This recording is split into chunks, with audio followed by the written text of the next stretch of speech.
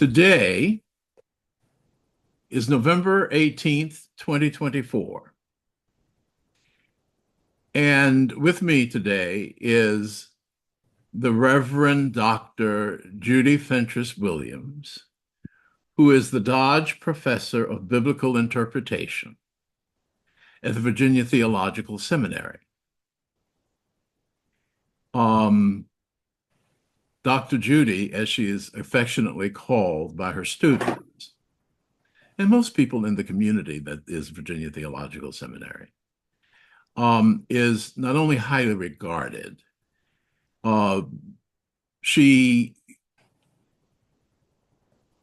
people feel that she is dear to them. And students want to study with her. And I take it that sometimes this is not very easy. Now, I will tell you that Dr. Judy did teach me, and I could not have been happier. So welcome, Dr. Judy. Thank you, Riley Temple. It is an honor to be here. Now, this recording will be a part of the collection of the African American Episcopal Historical Collection. What happens is that this video will be sent to a transcription service, and a transcript will be produced, which will become the official record of the conversation. And one of our student workers will make sure that the transcript is an accurate reflection of what we are talking about here. And that is a part of the collection. Now, as you know, the African American Episcopal Historical Collection was begun to examine and to chronicle the history of Black Episcopalians. I think since I've been doing this, now for almost 3 years, Dr. Judy, you are the first non-Episcopalian that I have interviewed. Now, why am I interviewing you? It's because you teach at an Episcopal seminary. Yeah. And there are precious few people who have had such influence in the formation of Episcopal clergy. And even your influence cannot be comprehended. It is vast, wide, and will live on long after we are all gone. So you have made a terrific contribution to the life of our seminary and to the life of the church. Well, thank you, Riley. I am honored. I am honored to have had the opportunity to teach in a place for an extended period of time and to be able to think about what it means to have the opportunity to teach, particularly Bible, in a place like this. So thank you. Can we go back to your childhood? Tell me about your family. I am one of 3 girls born to Wallace and Vivian Fentress. My mother was the youngest in her family by 13 years. And then my parents, when they married, were unable to have children for 15 years. So when they were in the process of preparing to adopt, my mother got pregnant. And then she got inevitably pregnant again. Right? Yeah. That's right. And again. So here come these 3 girls. In the course of got 6.5 years. We lived in the country. In rural southern New Jersey, Franklinville, we always had a huge garden. We had a huge kind of wooded area behind our house. I have memories of running back there in the woods. I have memory of working in our garden and shelling peas and eating tomatoes that were still warm. And so I am still offended by the things they call tomatoes in the grocery store. My mother had some college, but she did not finish college. And my dad had gone to the military and was a truck driver. So we grew up in a home where reading was valued. We read what were called Golden Legacy comic books. Those were comic books about famous African Americans. And our church was a Presbyterian church, predominantly white. But on Sunday afternoons after church, we listened to Mahalia Jackson on the radio. I'm not on the radio, on the record player. Yeah. When you muse, reflect, think, you get images of that farm? It wasn't a farm. It was just a house with a huge garden. Okay. Do you have images of that? I have images of that. My mother made us drink sassafras tea. So, I mean, because it was good it kept you healthy in the wintertime. Right? So I have a connection to the earth. I know where things come from. It still feels good to have my hands in the soil. I am rooted in that. So there's a part of me that feels, there's a part of me that's very practical. There's a part of me that knows I should be able to figure out how to do just about anything. Because people who live in the country figure out how to do quite a bit on their own. Yes. Yeah. When you went to church, did you foresee a life in the church or religion or theology? I loved church. My parents were Baptist, and they left the St. Matthew's Baptist Church in Williamstown, New Jersey, when I was very young. The oral history that I received is that my father fell out with the deacons. He thought they were hypocrites. He took us to Star Cross Evangelical Presbyterian Church, and Star Cross was Presbyterian Church of America, the Southern branch, not PCUSA. So very Bible-based, very biblical. And that church had our family, the Spaldings, that was another African-American family, and Mrs. Gardner. We were the only African-Americans in the church. Mrs. Gardner said amen, and she was so old, nobody told her she couldn't. But the rest of service was pretty staid. I have memory of good hymns that I loved. I have memory of all the songs we sang in Sunday school. It's GLORY to know that I'm SAVED. So we sang a lot of that kind of music. We had Bible drills. I memorized scripture. So I remember a church upbringing that was very much based in the Bible, and I loved it, but I didn't think that was something I could do. There was a woman who came to our church. Her name was Lorraine Sterneman. She was a missionary to the Congo. And I know when I was in third grade and they asked me what I wanted to do, I thought, well, maybe I'll be a missionary, because that was something I saw.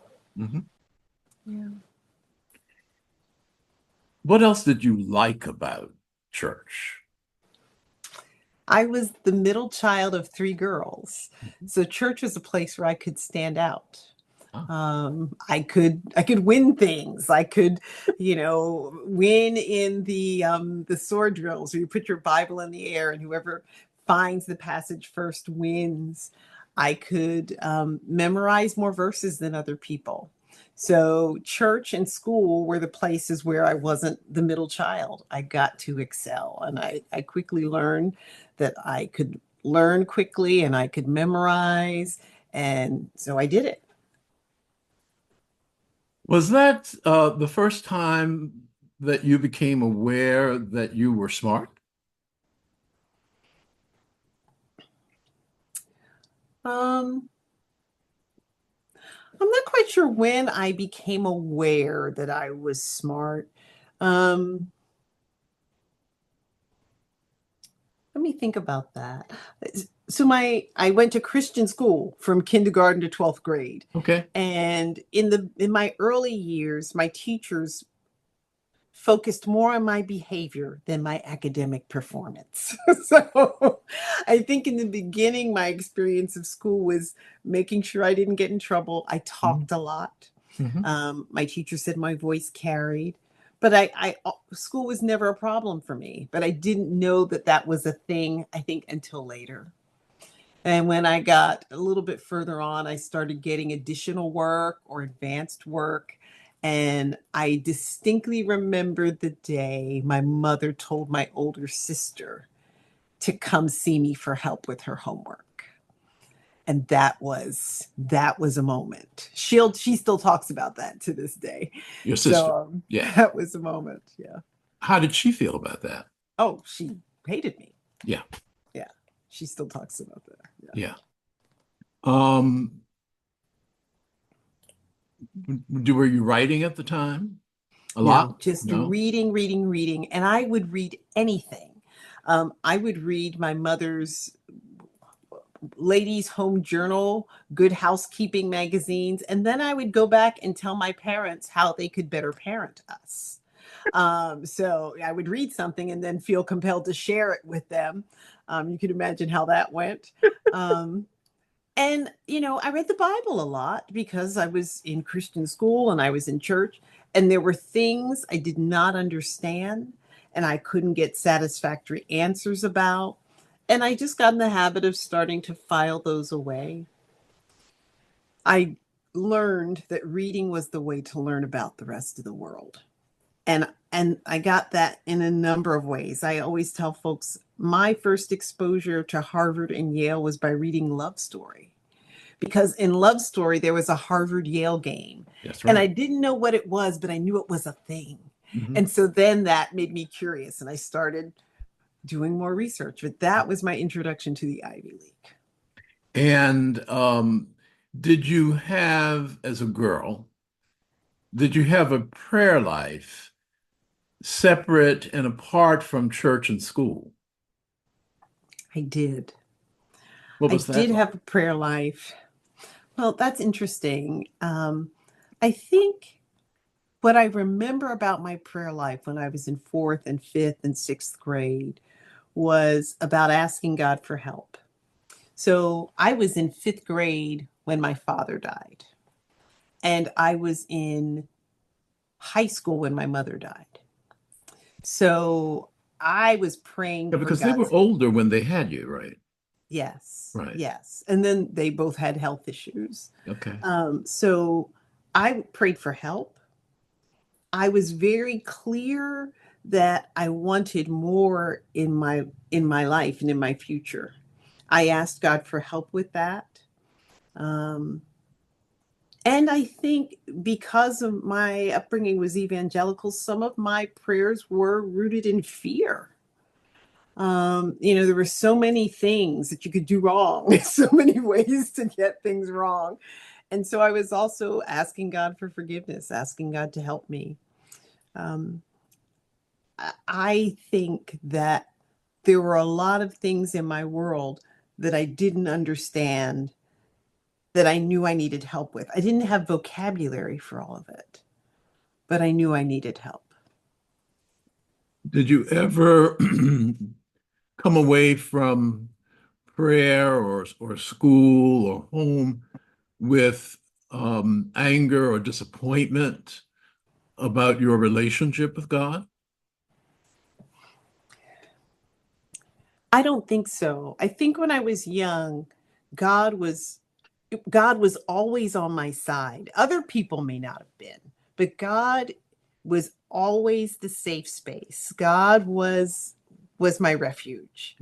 Um, I could get angry at people and institutions and situations, but there was no room for God not to be right there. Ooh, That was not an option. your anchor. Hmm. Wonderful Yes. testimony, Dr. Judy.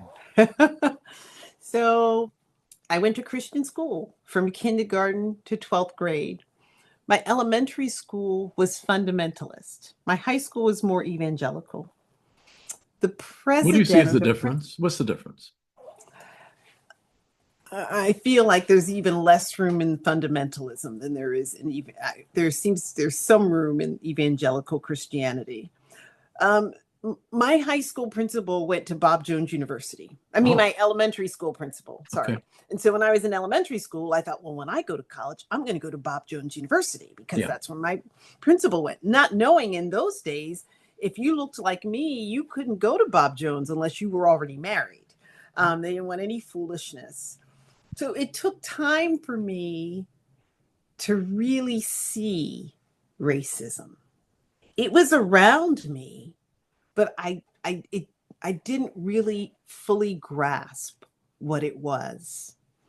There were times when our classmates would call us names, darky, shadow, that kind of thing. Mm-hmm.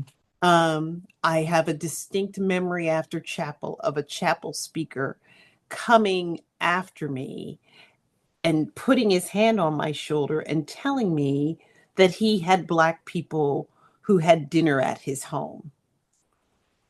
I didn't understand why he was saying that to me. It wasn't until I don't know whether it was ninth or 10th grade when I read the autobiography of Malcolm X. And then I had a vocabulary and story for anger and rage. It was like the scales fell from my eyes and I could see the institutional racism in my own institution. What decades are we talking about? So I was born in 1962, graduated from high school in 1980. So I was The reading 70s. Malcolm X in the 70s, Yeah. right? In the late Yeah. 70s.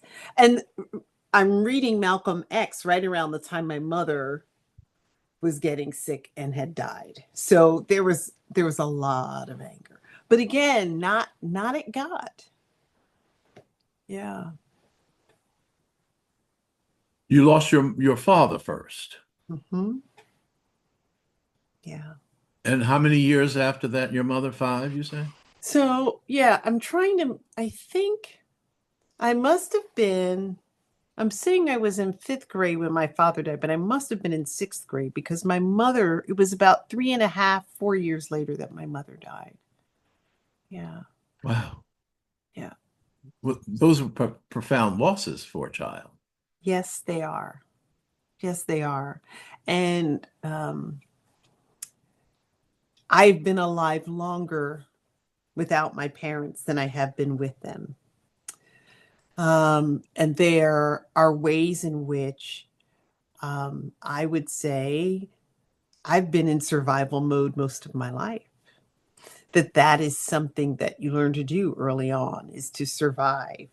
I went to college knowing that I needed to be successful, that I didn't really have a safety net. So that college was the opportunity.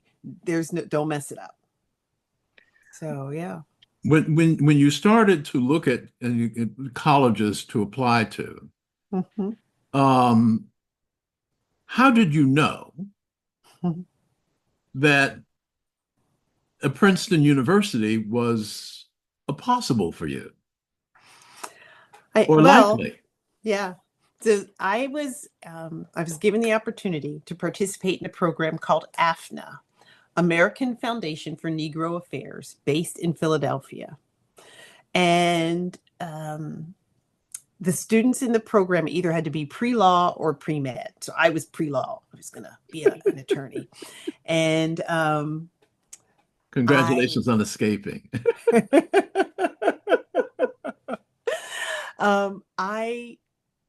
I had some great opportunities, but there was a counselor there who looked at my records and said, "You've done really well.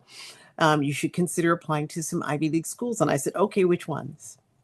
I chose Princeton because it was in my state.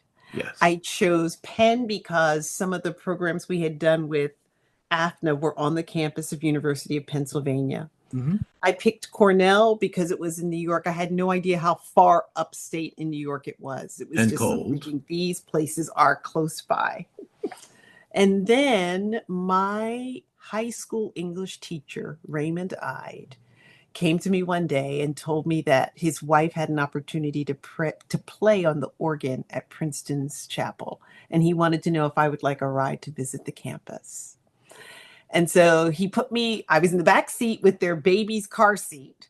And he and his wife, Juliet, were in the front row. Was this a And black couple? no, no. There were no black teachers at my school. I see. Yeah. And he drove me to Princeton, and I met with the admission officer there, who was very kind to me. They didn't know a lot about my school, but they took the time to do the research, and I was admitted. And I knew then, after having visited the campus, that that's where I would go.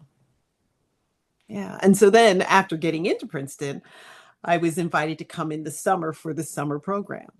The summer program is for students who come from non-traditional backgrounds. So I was there with mostly students of color, but not all students of color. Mm-hmm. And we had 3 weeks to take classes and meet faculty. And so it gave us a chance to get our feet on the ground.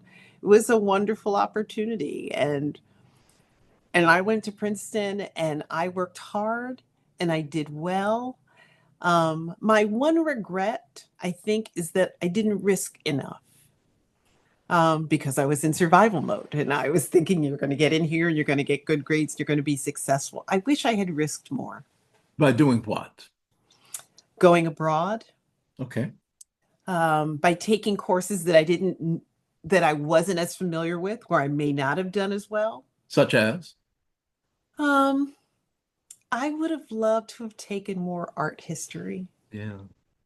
I tell people all the time I was an English major, but in another life, I wish I could have been a comp lit major.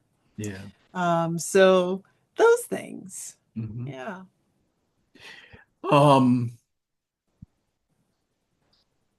What was the social life like? Most of my freshman year, I had 2 white roommates. Mm-hmm. They both ran cross country. Mm-hmm. One was from New Jersey, one was from Asheville, North Carolina, and they were very kind to me. We all got along well. Majority of my friends were African American. Mm-hmm. You still are you in touch with those 2 women? I'm in touch with one of them. Yeah. Yeah.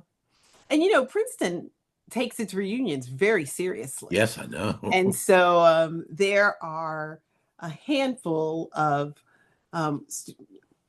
students who are not African American, of other racial backgrounds, that I connected with either through student teaching or a particular class or a project, and we are still friendly with one another. But the majority of my friends are African American, and socially, Princeton was pretty segregated then. I see. Yeah. And when you were there, say, with your feet firmly on the ground, relaxing a little bit about your capacity, maybe your sophomore year, what did you see as being your future?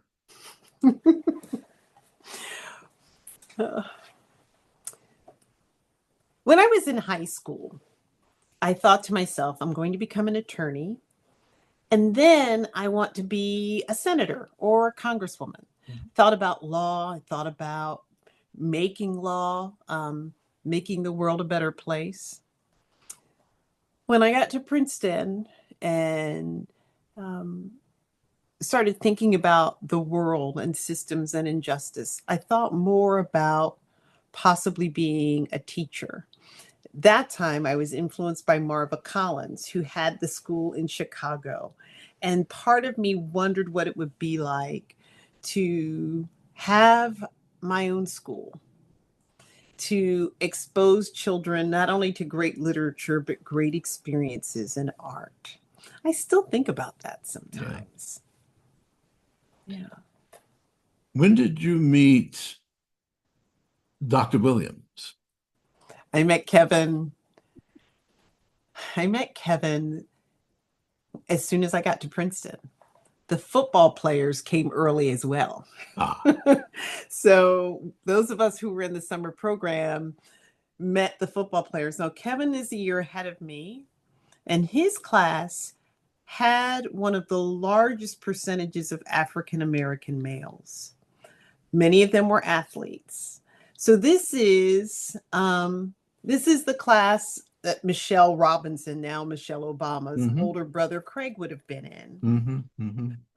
So I met Kevin then. He was one of the football players. He was wildly popular, and I knew I needed to stay away from that kind of boy. So I was there to get my work done. So what happened? Well, nothing happened as undergraduates. Kevin was he was one of the really popular kids, boys. Everyone wanted to be in his circle. We didn't have fraternities or sororities on campus then. So Kevin's group created their own fraternity for the Brotherhood of Noise, Noice, no ice, because they were so cool. It was mostly athletes, and so those were the guys that everybody wanted to be with. So I dated a lot because my high school was predominantly white. I had to make up for a lot of lost time. So I dated a lot freshman year, but I never dated him.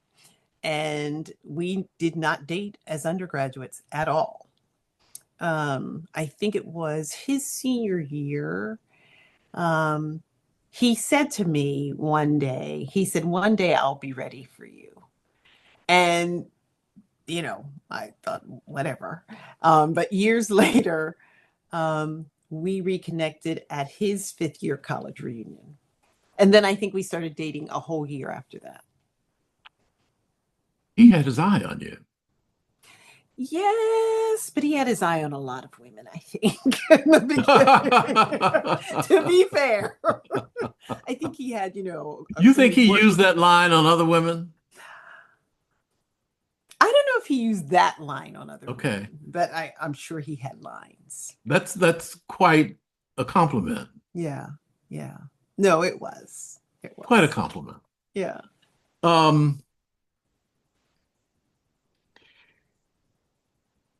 How did you know that you were going on to graduate school? And how did that take shape? Yeah. So after college, I wanted to teach. I'm still thinking about starting an alternative school, but I thought I want to teach in one of the best schools in the country to see what really sound education looks like. Yeah. So I was offered a position at St. Andrews in Middletown, Delaware, and I was offered a position at Phillips Exeter Academy in Exeter, New Hampshire. So I went to Phillips Exeter Academy in Exeter, New Hampshire for a year. It was an intern year. I worked with a master teacher in the English department. It was transformative for me. And it was at Exeter. It was transformative for me when I saw what it meant to spend time with students over literature and invite them into an alternate universe where they could learn. And it was an opportunity to think about your existence in a safer space. Yeah. I'll never, I had a student named Asa Summers. And, Phillips Exeter Academy is a very elite institution. There's a lot of money there. And then there are the students who come who don't fit the main profile. The ABC students. Students who come through ABC. A better chance. A better chance from New York City. Most of them, some of them from Connecticut and the surrounding area. So there were those students. And I spent a lot of time with those students. And we'll come back to that in a minute. Asa Summers was not an ABC student, but he was a short white student from somewhere in the South. And I'll never forget, he wrote an essay about missing home, that his father was a painter, but their house was unfinished with paint everywhere. It's this beautiful essay. And I realized this young man had this beauty inside of him, and he had to find a way to get it out. And so he did well. He ended up being Jesus and Jesus Christ Superstar. He found his way. But I remember just feeling honored to be a part of that journey. There was something sacred about that. And it was at Phillips Exeter that I spoke in a chapel service for the first time. And something happened. What does I that know mean? that. Something happened. So in spiritual language, people talk about a quickening. Yes. What I know is that I prepared whatever it was I wanted to say, and I got up there, and something happened in me that I had never experienced before, but it was real.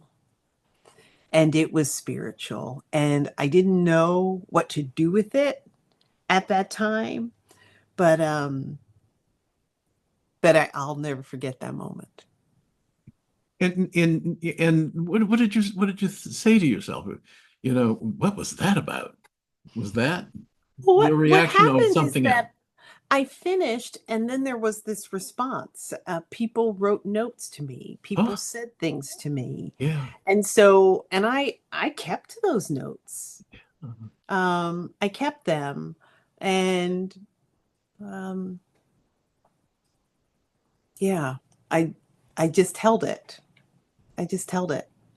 But the other thing about Exeter was Eddie Perry was a senior when I was there. And Eddie is the student, he was an ABC student from Harlem who was killed by an undercover cop the Oh, summer after he graduated. oh. And so he was this beautiful, brilliant young man who had this great future ahead of him. His life was cut short. And I remembered that I had been given the option of coming back because I was there for this intern year, and they invited me to stay. And I was so afraid of having to take care of students after Eddie's death and not knowing if I myself was okay. And I said, no, I'm in my 20s. I don't know who I am yet. And so I left and then went to do college admissions for a couple of years. So I feel like as I look back on it, I was moving away or running away Mhm. from serving in a kind of pastoral role. I didn't want And to do also it. running away from pain, I guess. Oh yeah, I felt like I'd had my share, Yeah.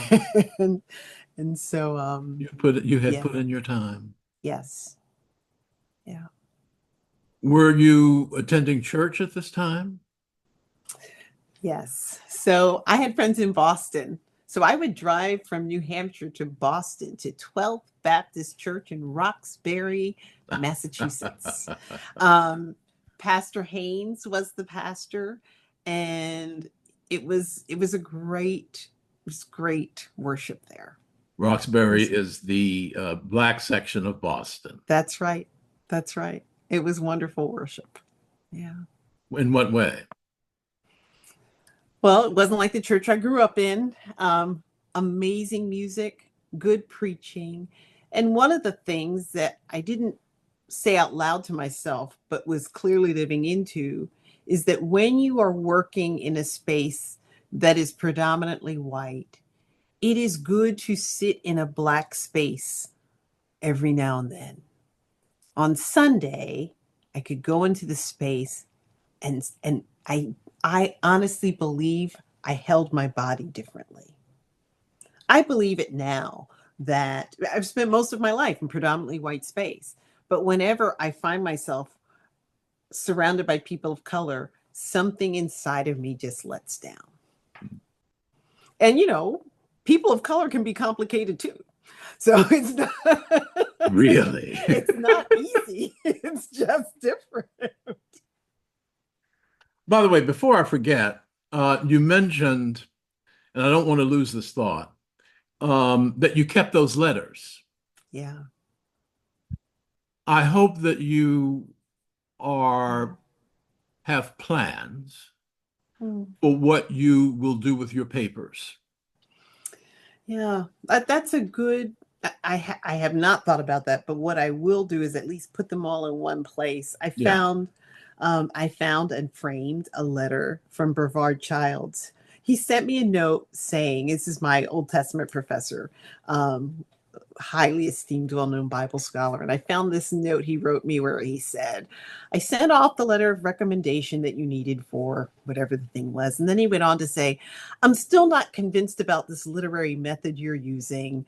And there were two people in particular that he was not a fan of. And I'm probably less of a fan now than I was then, but I loved the way in which they were evocative.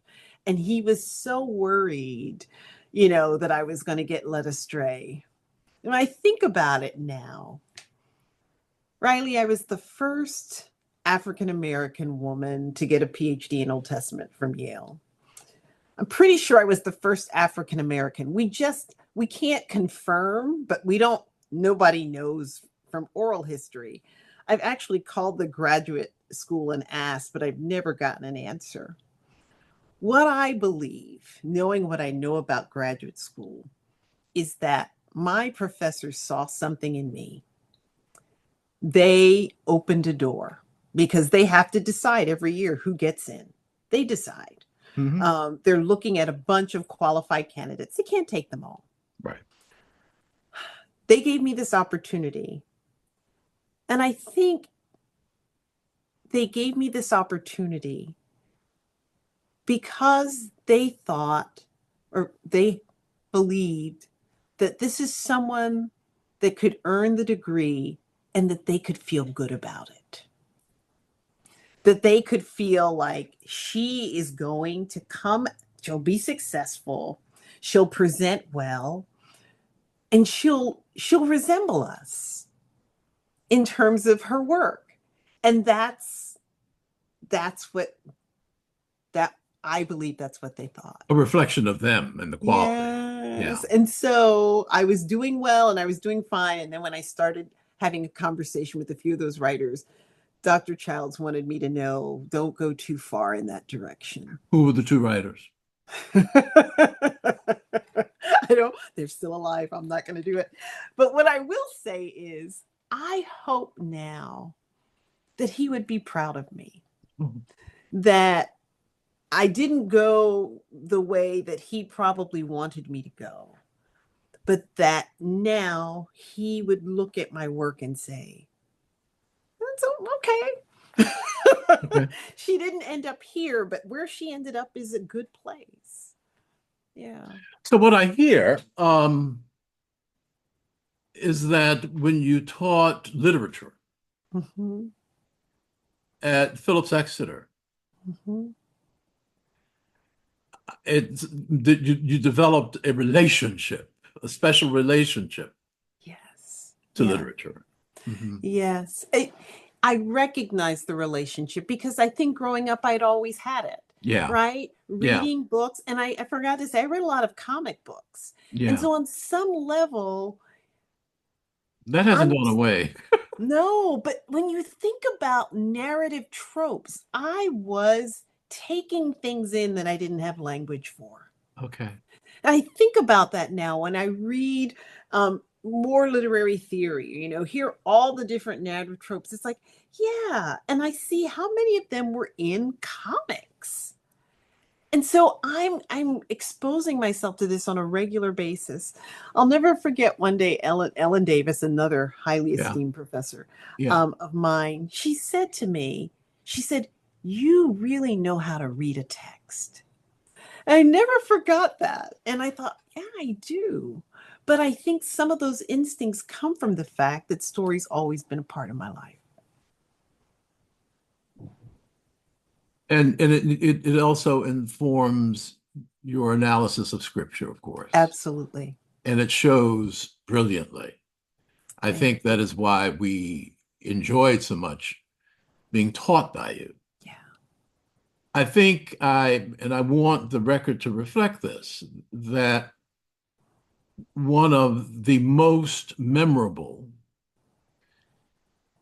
and watershed moments in my life was at the end of your first Old Testament class. And you ended the class by reading how to read a poem. Yes. Yeah. And the last line was, these poems words have come a long way to find you. Yes.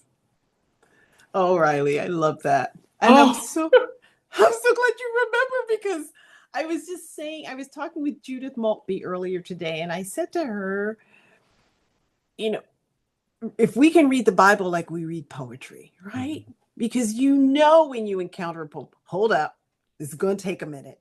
Mm-hmm. You're going to have to do it a couple of times. You're going to have to pay attention to all the words. If we could just hold that space, how rich our experience with scripture would be, right? That's great. Lawyers have to develop that as a skill. Ha. And it's an essential skill. Yeah. Going beyond the four corners of the text for meaning. Oh.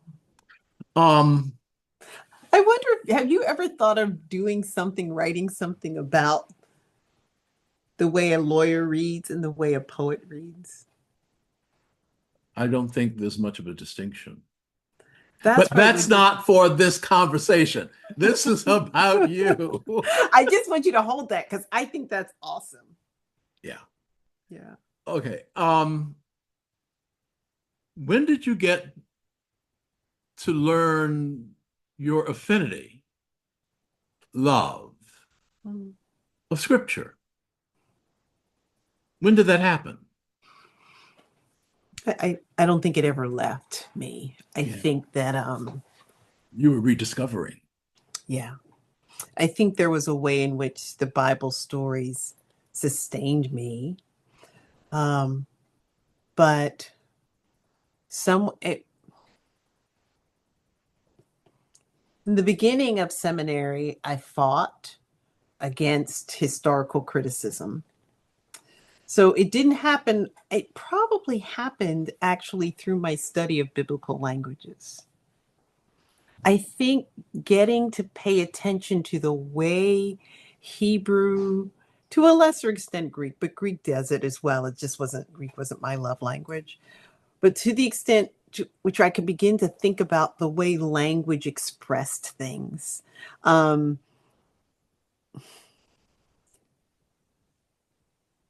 When you learn another language, you have to learn a different sentence order. You have to learn different ways of comparing. You have to look at how a text in Hebrew puts the noun and then the qualifying adjective. And so all of those different ways of reading cause you to appreciate the way the text does what it does. And I think perhaps the study of Hebrew brought me back to the text in a different way. And and the study of language opens up possibilities, right? This word can mean this or this. And how do we determine what it means? You've got to look at the context. We have to use our imaginations, right? And so it gave me permission to approach the text in a way I hadn't been able to before. When you're reading the Bible for the truth or the answer. stay in the lane, stay in the lane. But this was an opportunity to explore, to imagine, dare I say, play. And that was a gift. It kind of reminds me of the discovery I made in my first year of law school when I had to read a textbook on property, written by Bergen and Haskell, and you had to read it very closely. And I looked up and I realized that I had only finished 5 pages and an hour had passed. That's right. That's right. And then I fell in love with Bergen and Haskell. and you were happy in that time, Yeah, right? It was like you were in this wonderful place. yeah. That is good.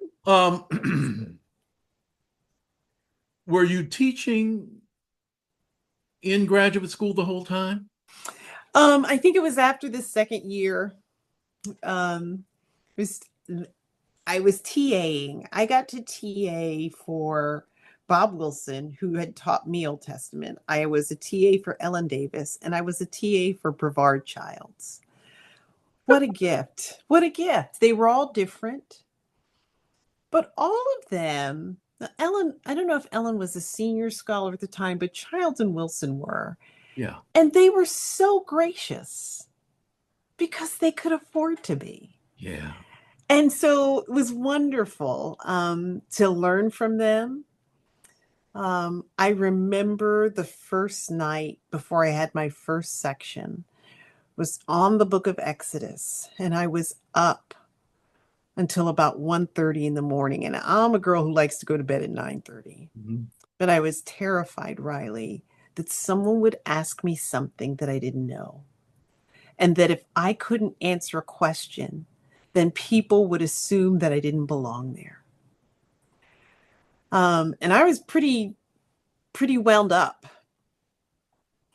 So I had mastered the information I wanted to cover. What I was trying to imagine was, what else could someone ask me? And I called my friend Joan, and my friend Joan said, is that yet and still a familiar feeling for you? No. Okay. It's different now. Okay. But I called my friend Joan, and my friend Joan said, if you don't know, say I don't know. It had never occurred to me to say that. Now I feel perfectly comfortable saying I don't know, because I know a lot. Yeah. And half the time, the questions that people ask me that I don't have an answer to are things they could have found out if they had extended a little bit of effort. Yeah. So, I was in class the other day and I was talking about someone, and someone asked me when this person was born and when they died. I said, I don't know, look it up. It's not hard. You could have Googled that and, on your little phone, which I'm sure is under the desk, and we could have kept going. But yeah, I'm less concerned now about proving that. Mm-hmm. Yeah.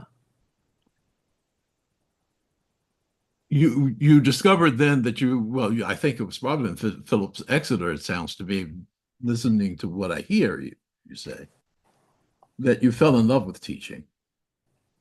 Yeah. I fell in love with teaching as an undergraduate when I was student teaching fifth graders at a public school. Wow. I fell in love with teaching. I've doubted my calling to ordination, never doubted my calling to teach. Let's follow up on that statement. What motivated you to pursue an MDiv? Yeah. So I thought that what I would do was go to a seminary and become ordained in a tradition, but the goal was to get to a church and start my alternative school.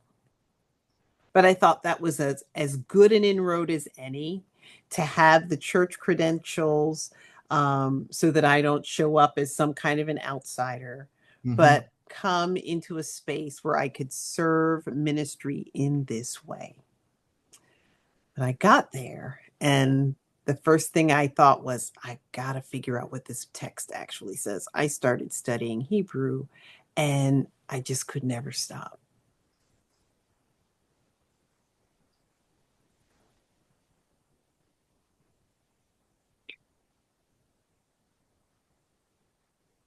Did you experience Episcopal worship at the time? I did. Lee McGee was on the faculty at Yale. She was, if I'm not mistaken, in the second group of women to be ordained in the Episcopal Church. Yeah. And Lee had funding to do work with Episcopal churches in Hartford, Connecticut. And so I worked with Lee at St. Monica's in Hartford and Trinity in Hartford. And so I spent time with her on these programs with working with youth in Hartford, met folks, and yes, was exposed to the Episcopal Church. And then, after a while, you get invited to come through on Martin Luther King Day or Absalom Jones Day or whatever, Women's Day. So I had been exposed to Episcopal worship. The difference was that in almost all of those contexts, everything was in the bulletin. Yes. So all you needed was the bulletin. Yeah. It wasn't until I came to VTS that, there was like all of the books. Yeah. Yeah. And did you feel fed spiritually in the Episcopal Church? So I had never been in a tradition where the celebration of the Eucharist was kind of the central or the high point. Mm-hmm. And so in those contexts, I was aware that the celebration of the Eucharist was a big deal. I was mindful and respectful and observant. The extent to which I would have felt fed would have had everything to do with the sermon or perhaps with the music. Yeah. Yeah. And the liturgy, here's my take on Episcopal liturgy, is that part of what enabled me to appreciate the Episcopal liturgy was consistent exposure to the Episcopal liturgy. Yeah. So, I remember after I had been ordained, making the decision that there was a prayer of committal from the prayer book that I wanted to pray whenever I did a funeral. That those words mattered to me. But it meant I had to hear them enough, right? So that it becomes a part of you enough so that it has that meaning. Anna DeVere Smith says that the greatest influence on her thinking was her grandfather, who said to her, if you say a word often enough, it becomes you. Yes. And that's what I feel about Episcopal liturgy. There it is. You say it often enough and it becomes you. There it is. And of course, the church has ruined it because I remember when we knelt at the altar, the priest coming to you and saying, the body and blood of our Lord Jesus Christ, preserve your body and soul unto everlasting life. Remember that Christ died for you and be grateful. And it was said to you. Every person. Not to everybody else, to you. That's beautiful. Yeah, no, there it is. Yeah. So my appreciation, so what I want to say about Episcopal liturgy is when I came to this place as an adult, my first emotional response was one of anxiety, if you will, about not messing up in any terribly visible way. There are a lot of things to be mindful of. Do I kneel or stand during the prayer of confession? So there are a lot of moving parts, and it didn't help that we had all the books. Yeah. When I got comfortable enough and knew enough, I knew the Apostles' Creed, the Rite One Apostles' Creed. Mm-hmm. Obviously, I knew the Lord's Prayer. Mm-hmm. Did not know the Nicene Creed. so I had to learn that. I had to learn the prayer of confession, which strangely enough, I loved. I loved the prayer of confession. Learned the prayers of thanksgiving after the Eucharist. So learning enough so that I'm less worried about messing up meant I actually got to experience the liturgy. You like the phrase done and left undone? Yes, I do. Uh, Yeah, I do. right one is beautiful, Yes, it is. but It is meat. I love meat, right? So I love all of these things. So yeah. Um done and left undone. yeah. Um, I frankly would like to go back to manifold sins and wickedness. Uh, I don't know about that. Does Um, manifold sins and wickedness have in it which we from time to time, or is that in another? Yes. no. Manifold sins and wickedness, which we from time to time most grievously have committed Most by in thought, word, and deed against thy divine majesty, yes. provoking Yes. most justly thy wrath and indignation against us. I mean, what could be better? Not the wrath and indignation, but it's beautiful. Yeah. Yeah.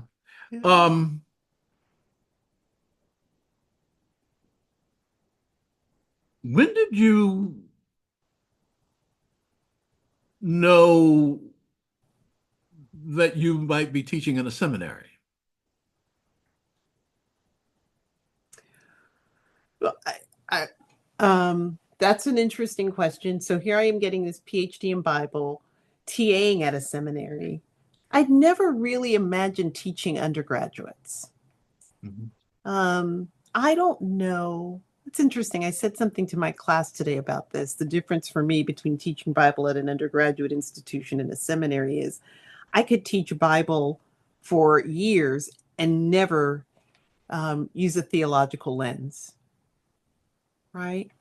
So history, language, sociology, cultural context, maybe not theology.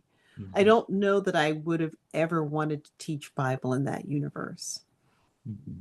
So I started teaching at Hartford Seminary in Hartford, Connecticut, Mm-hmm. because Bishop Thomas Hoyt, well, he wasn't bishop then, Thomas Hoyt, New Testament scholar, was running for bishop in the CME church. Okay. And so I came in, filled in for him, and then was hired into a position there.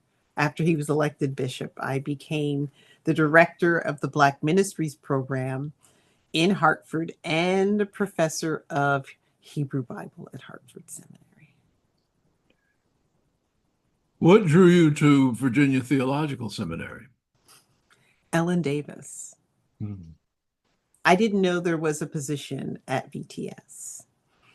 So the story is that I was at Hartford Seminary, and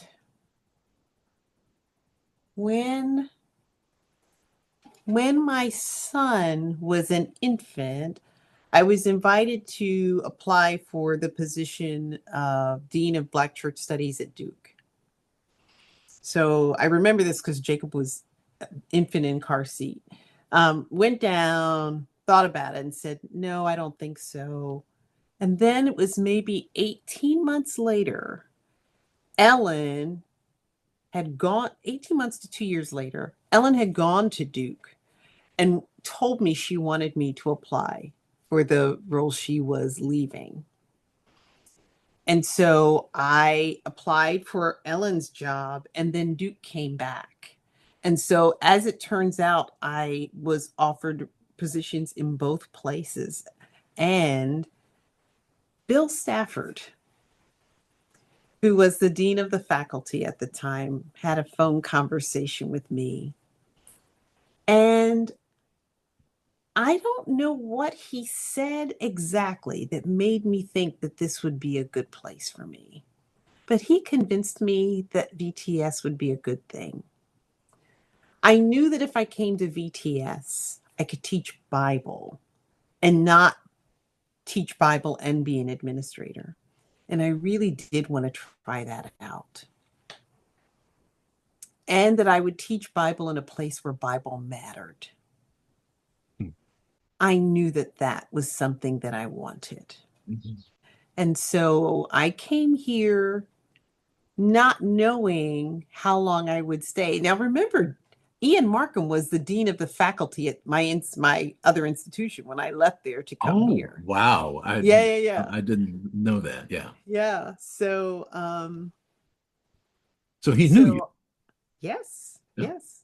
So I left VTS. I mean, I left Hartford Seminary to come to VTS to fill the position that my former professor had held. And I now live in the house where she lived. So when I think that there must have been times when I was sending drafts of my dissertation to 3737 Seminary Road. Yeah. Yeah. Um, Yeah. and then we came here. Jacob was a few days short of 3. We celebrated his 3rd birthday in this house. Yeah, And of course, Alexandria was a very good place for your children's education. it was. It was. And why was it attractive to Kevin? So Kevin is a psychiatrist, and the first year of our marriage, he commuted back to Connecticut. Wow. He would drive to Baltimore, get on that Southwest flight, first one in the morning, Mhm. and work all day into the evening, take the last flight back. Ooh. Yes. So it was a long day, but that was enough to support us while he was looking for jobs and getting the connections here. I see. And then he joined a group in Bethesda and then eventually went into private practice. Yeah. Yeah. Yeah. So he can get a job anywhere. And DC was appealing to him. We have friends from college here. So that part was appealing. Mm-hmm. We're going to come close to the end, but there are a couple of things I like to do. Okay.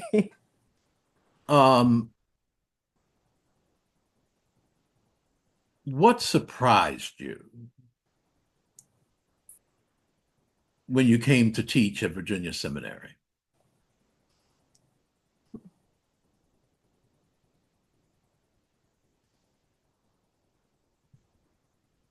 Hmm.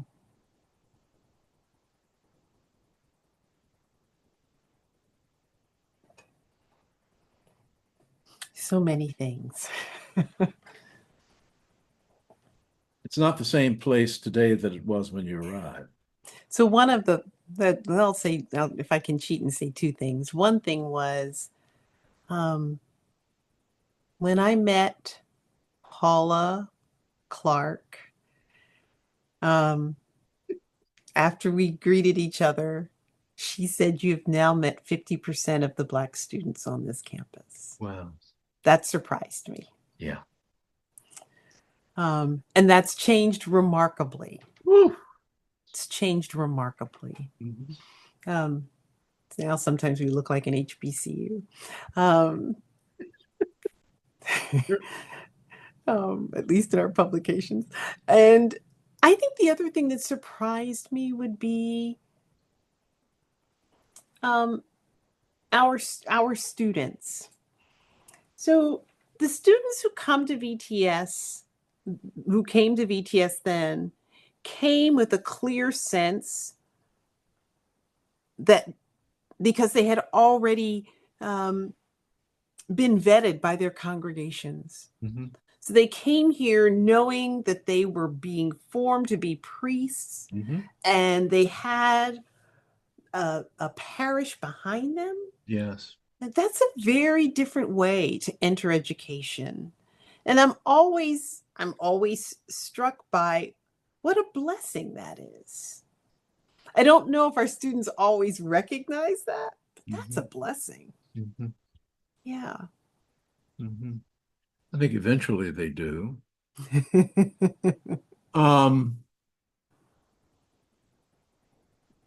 What fulfills you at Virginia Seminary?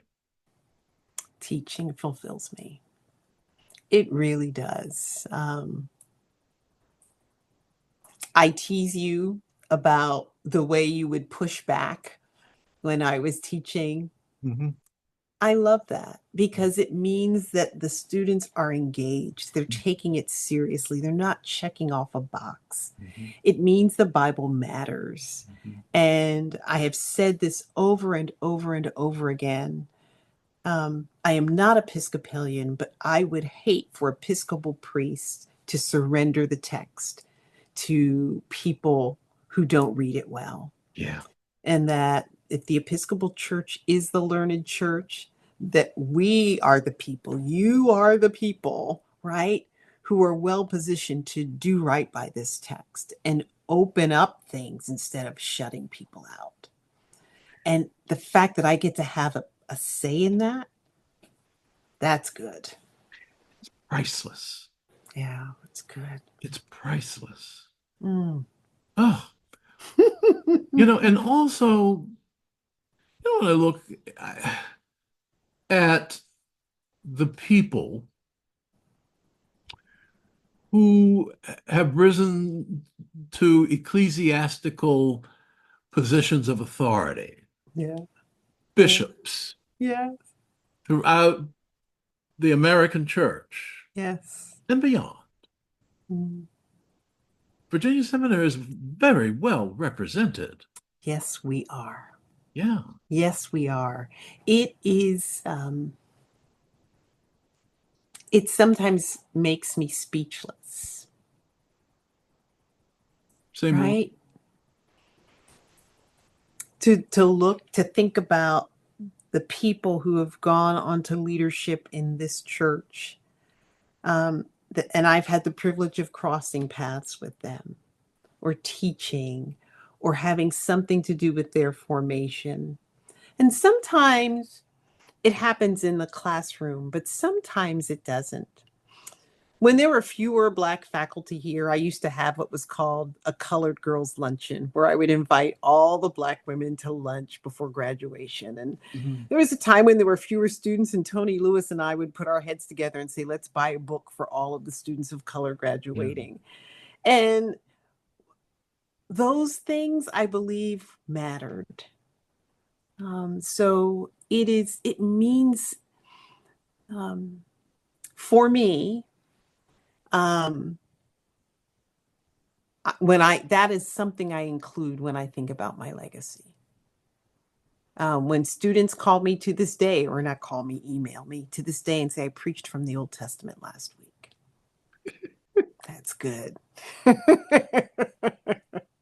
That's good. I think it was last Sunday when the psalm was Psalm 16, Mm.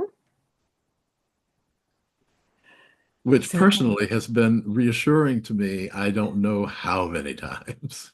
That's good. Yeah, that's good. Set the Lord before me. Yeah. We're coming to the end. I want to encourage you as you consider what's going to happen to your papers, Mm. to think about whether or not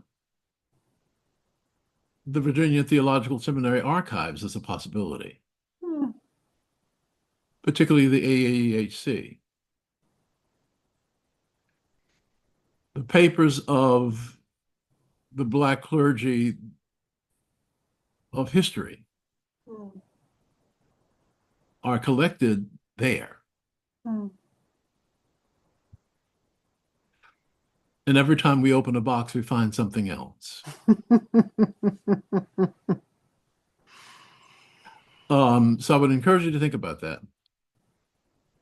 When you thought Thank you. about and agreed to meet with me to hear some of your oral history, was there something you expected me to ask that I did not?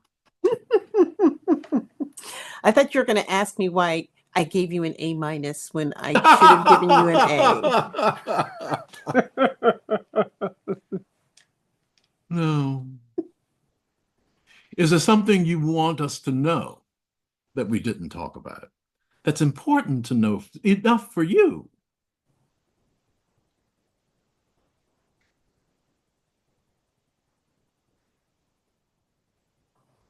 So I think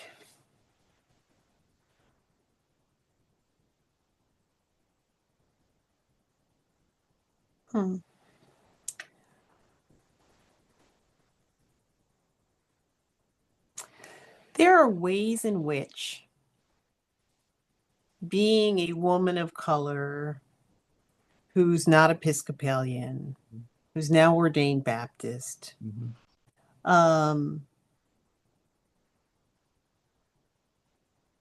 it means that on the outside, there are a number of ways in which I can be perceived of as other.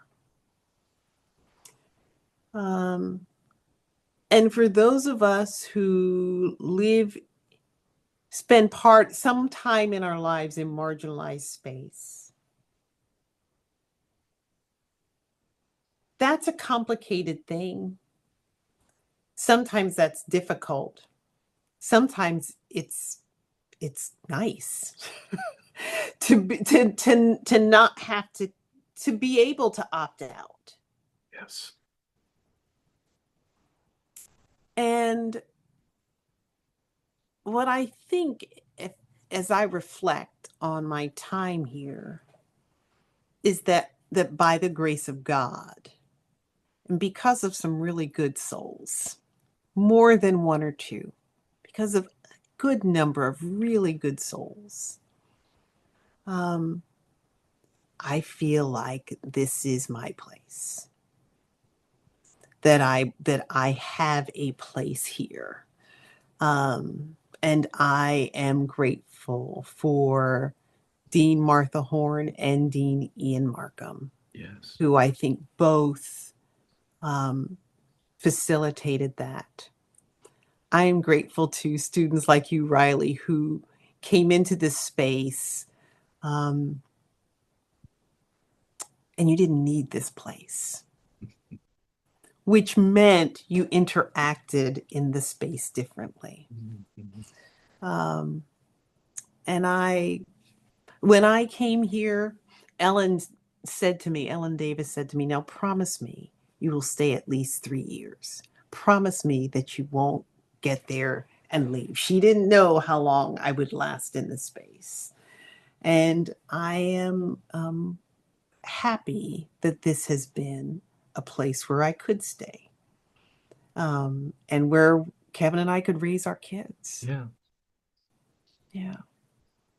I want to, if you allow me to,